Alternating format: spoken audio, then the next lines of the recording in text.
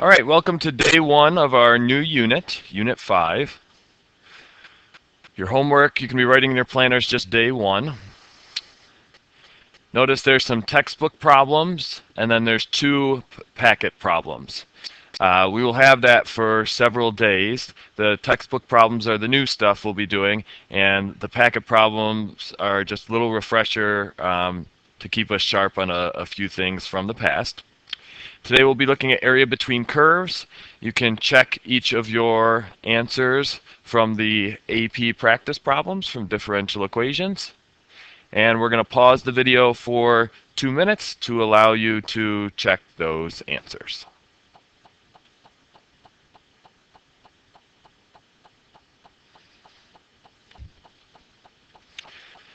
So since I don't know which ones you have a need to go over. We're just going to briefly go over each of them. While we are going over the answers, the sub will be passing out a new packet, a green packet, and also your note sheet for today.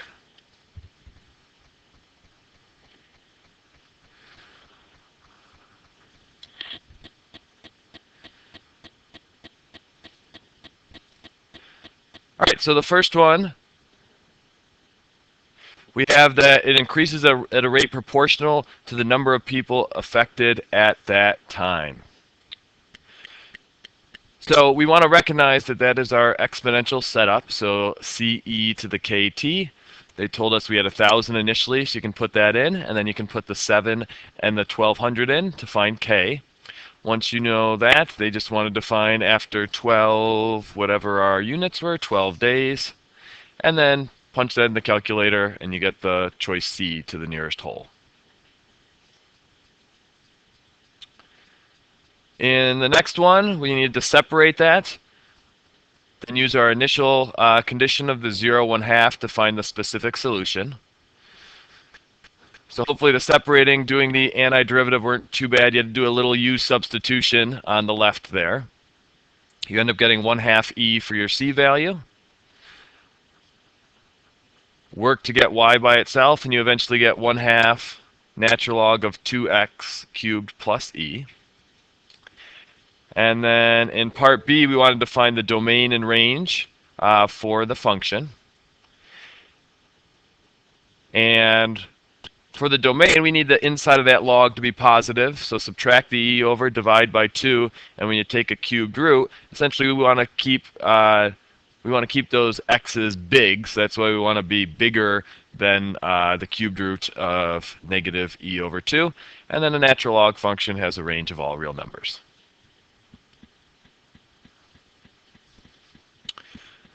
So in the next one, we had that the rate was proportional to 800 minus P of t. So then when you multiply that over, that's K times the 800 minus P. When we separate, we got 1 over 800 minus P. Do your integral, which it looks like I forgot to write the integral in. You need to do a little U substitution when you do that integral over there on the left. So you end up getting a negative out front. Sub in your initial condition of 0, 500. We eventually get C as negative natural log of 300. So if we fill that in, divide by negative 1, and then get P by itself, we eventually get the 800 minus natural log 300 minus KT. That's the same as having the 300 out in front and E to the minus KT. Put in your 2 700 to find K, and you get 1/2 natural log of 3 for the K value. And then we wanted to find as t goes to infinity, well, notice your exponent is negative, so a big negative, e to a big negative, that's going to go to 0, so we just get 800.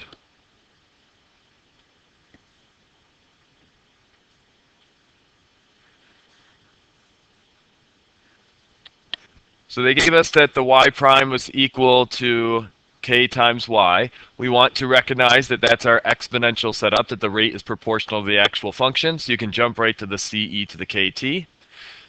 We had our 1,000 for our initial, fill in the 5, 3,000 for the, to find the K. they wanted to know what factor was it multiplied by after 10 years.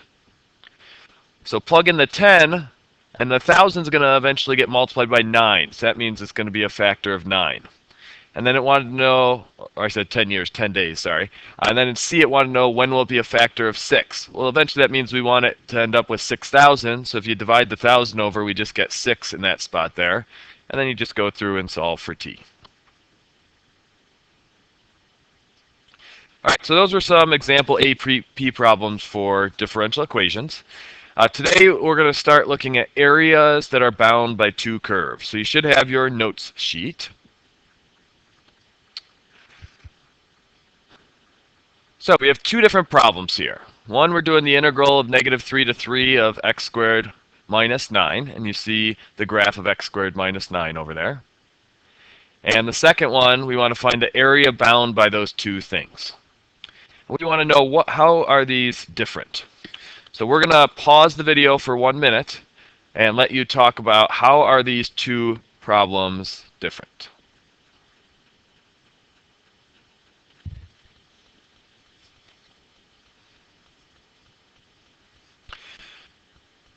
So the top one is finding the curve in relation to the x-axis.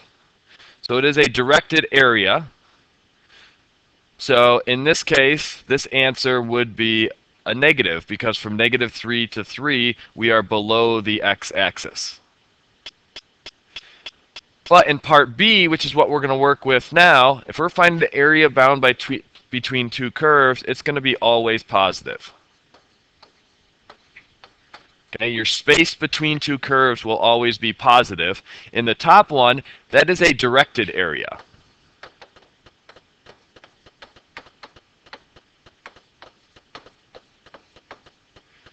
Okay, our answers to those could be plus or minus.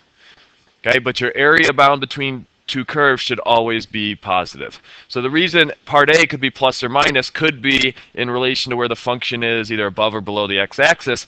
But also remember, if we flip that -3 and 3 to 3 to -3, remember that negates things. Because that's a directed area, it depends where we start and where we finish. Okay, so today what we're going to look at is the area bound between curves should always be positive. So if we want to find the area bound by these two here, first thing we want to do is graph it, and it helps to find where they intersect so that we don't graph more than we have to graph. So we'll get everything over on one side. We'll have x squared minus 2x minus 3. We'll factor that out into x minus 3 and x plus 1. So we have that they should intersect at 3 and -1. So that's where our function should be bound. They're creating a space that's surrounded by these two functions. So the first one is an upside down parabola that's shifted up 3. So at 0, we're just going to be at 3. On either side of that, we'll be down 1. When you plug in 2, we should get -1. And when you plug in 3, we should get -6, which that goes off the graph a little bit.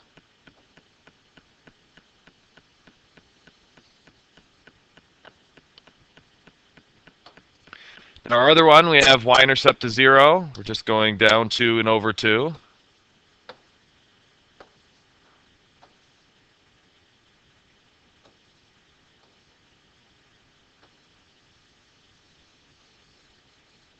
And notice we get those intersection points that we thought we would get. So what we're trying to find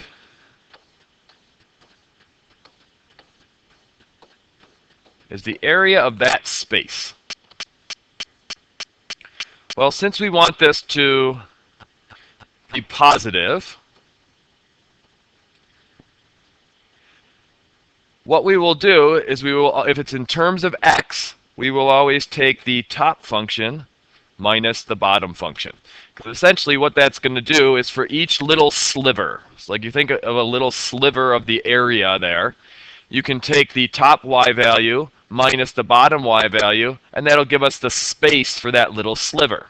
And what an integral does is it's really adding up all of those little slivers, and the dx in the interval is just the width of those slivers. So if you think Riemann sums, it's like we're finding rectangles of this area, letting those number of rectangles go to infinity, and then we add all those up with the integral. So in our integral, we're going to do our top function, which was the parabola, minus the bottom function, which was the line. Then dx is really the width of those little slices that are going to infinity. And our x values for our region go from -1 to 3.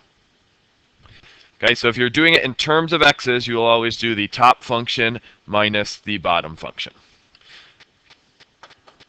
So we'll just neaten this up slightly.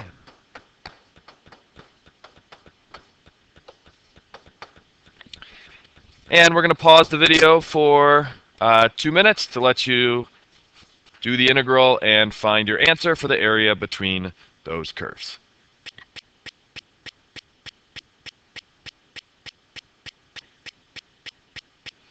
Okay, we should have eventually got 32/3. So your antiderivative, you got 3x minus 1/3 x cubed plus x squared. When you fill in the 3, you get 9 minus 9 plus 9. Then minus the quantity, you get -3 plus 1/3 plus 1. Now the way I personally like to do these is distribute the negative and combine the things that already have like denominators. So combining all the integers gave us 11 minus 1/3 really gives us 10 2/3, which is 32/3.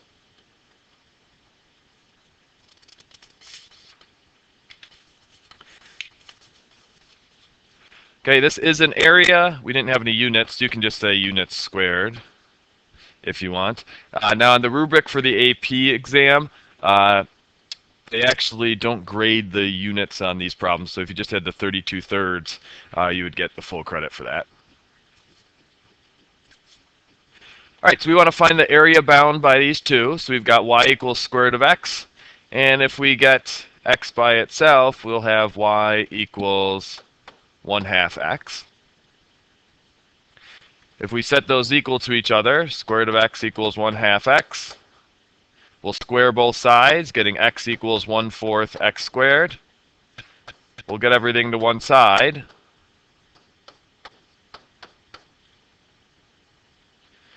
If we pull out an x, we'll have 1/4 x minus 1. So we should get x equals 0 and x equals 4 for intersection points when they'll be equal. So if we graph the square root of x, subbing in 0, we get 0, 1, we get 1. The next nice one will be 4, which will be 2. And 1/2 x is y-intercept is 0, going up 1 over 2 each time. So our space that we're looking for is just this little bit right here. So we're in terms of x's. So we're going to do our top minus our bottom. So we've got the square root of x was on top, minus the 1/2 x dx. And our x values go from 0 to 4.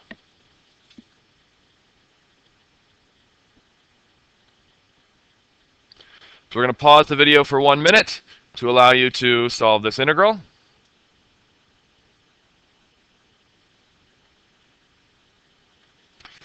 Okay, 2/3 x to the 3/2 minus 1/4 x squared.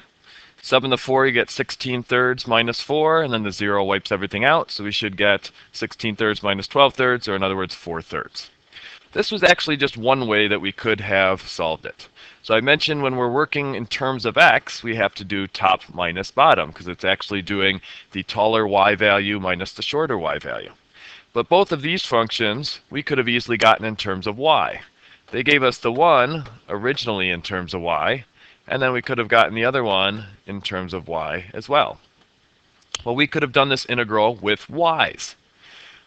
Well, if you do top minus bottom for x's, that's because the higher y minus the lower y.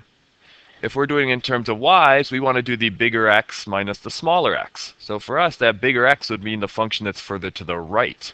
So if we were to do this in terms of y, we would actually want to do the line first, minus the root, which is really y squared. So essentially what we'd be doing is we'd be doing horizontal slices instead of vertical slices. Now you want to be comfortable with doing both. In this problem you could have done either, but there's going to be problems where you would have to do it in terms of y. So you need to be comfortable that in terms of x is top minus bottom, in terms of y is right minus left. Now one thing to note is on our integral we need to make sure we put y values now. So we're going to be going from 0 to 2. This would be y squared minus 1/3 y cubed. Subbing in the 2, you would get 4 minus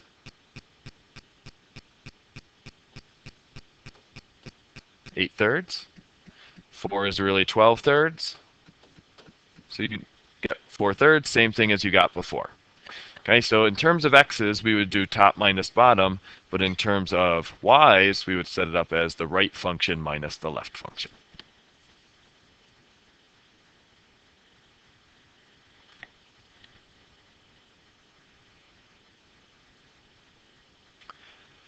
All right, so one more we're going to look at. So we've got y equals 1/2 x and x equals 8 minus y squared.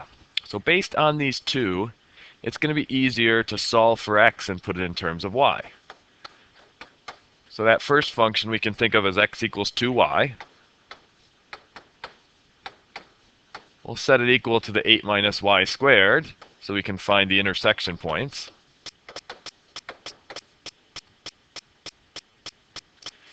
This will factor into y plus 4 and y minus 2.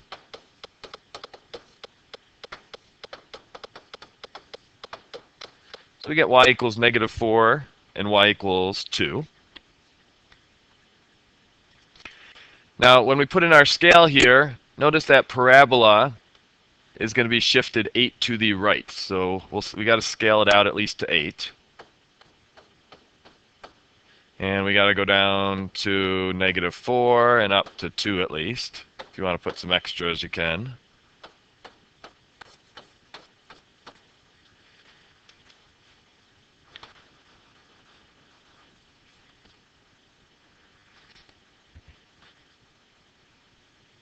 So the y equals 1/2 x we can think of graphing like normal. If you have something, though, that is in terms of y, you could always sub in y's and get back the x's. So let's plot the 1/2 x.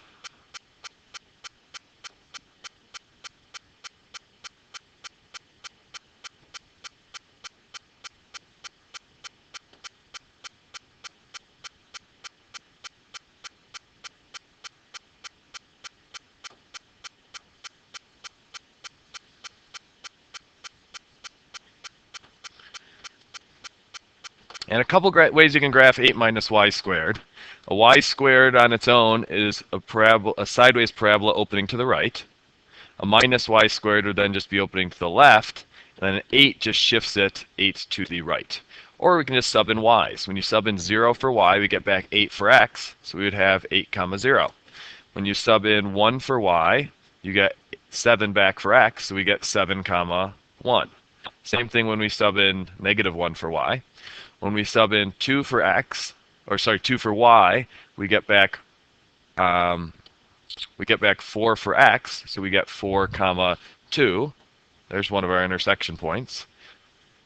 And same thing when we sub in -2 for y. When we sub in 3 and -3, we'll get for 3 and -3 for y, we'll get -1 back for x. So we'll want that point there, -1 comma 3, because we haven't gotten that intersection yet. And when you sub in 4 and -4 for y, you'll end up getting -8 back for x. And that's what's going to give us this point here. So our sideways parabola would look something like this. So in this particular one, our region that we're looking for is this space here. And notice there's a part of that graph where the top and the bottom are the same function. Over to the right there, the sideways parabola is both the top and bottom. So that's an issue. So we can't do this in terms of x. We do, though, in our region have a consistent right hand and a consistent left hand function. So therefore, we'll want to do this in terms of y's. So we're going to do the integral of our right hand function, which was the sideways parabola, the 8 minus y squared, minus the line, which was 2y, dy. And we have to work with y values, so we're going from -4 to 2. Now, when you're subtracting those functions and doing right minus left, make sure if the second function has more than one term that you're putting it in parentheses and distributing that negative. So if we go ahead and do our antiderivative, we'll have 8y minus 1/3 y cubed minus y squared, and we're going to evaluate from -4 to 2.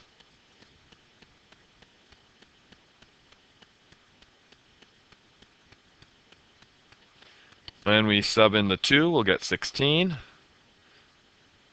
We'll get minus 8/3 and minus 4. Minus the quantity, we'll have -32. We'll get 64/3. And we'll get minus 16.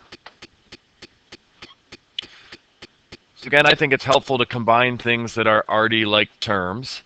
So we're going to get 12 from the integers out front. We'll have -48 in the parentheses, and we're subtracting. So 12 minus a minus 48 will give us 60. And then we have -8/3 minus 64/3, which will give us -72/3. Well, 72/3 is really just 24, so this is 60 minus 24, which will give us 36. So 36 represents the area between the two curves. So that space there is what we just found, the area between the two curves. So in summary, if you're doing in terms of x's, integral of the top minus the bottom. If you're doing in terms of y's, the integral of the right minus the left. So that's all for today. Any time left in the period, you can start your homework or work on problem sets. Feel free to help yourself to a book over on the bookshelf.